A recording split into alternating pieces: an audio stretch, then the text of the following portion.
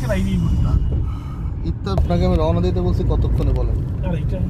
আড়াইটা। আপনি 3:30টায় থাকবেন। ওকে। আমি 2:30টায় কেন রওনা দিব? আমার গাড়িতে তেল ছিল না, গ্যাস ছিল না। ওকে আমি তেল নিব, গ্যাস নিব, তো সাইনবোর্ড আসতে আমার লাগে 10 মিনিট। ওকে। জ্যাম ট্যাম মিলিয়ে আমি সব মিলিয়ে 1 ঘন্টা ধরছি। 2:30টায় বেরিয়েছি। তারপরে আড়াইটায় বের হয়ে আপনার কি হলো ঘটনা? 2:30টায় বের হয়ে আমি 3:30টায় এসেছিলাম। 3:30টায়, হ্যাঁ 3:30টায় ছিলাম এসে। ওটার নাম কি? 3:30টা বা 3:30টায় টিএসসি। ওইখান থেকে এই শাহবাগ থানার সামনে আসতে আমার আপনার সাথে যখন কথা হয় 4:30টা, মানে 1 ঘন্টা টিএসসি থেকে থানা আসতে 1 ঘন্টা। পরে আমি চিন্তা করলাম যে বাবা এটা পার হইতে হইতে আমার নামাজ শেষ, ঘুরে গেলাম। তার মানে কি ওখানে ওরা হট্টগোল পাকাইছে আবার? না, কোনো হট্টগোল ছিল না, এমনিতেই রাস্তায় যা। তো আপনি ক্যাম্পাসে গাড়ি রেখে তারপরে চলে আসতেন ইয়েতে মেট্রোতে? টিভিতে মেট্রোতে যে ভিড় দেখছি, আমি ধাক্কা ধাক্কি উঠতে পারি না, এটা অসম্ভব।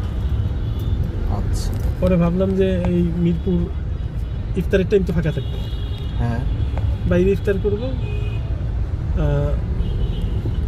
বাসায় তারপরে যে কথাবার্তা আর কি লাইভে আছে। লক হয়ে গেছে।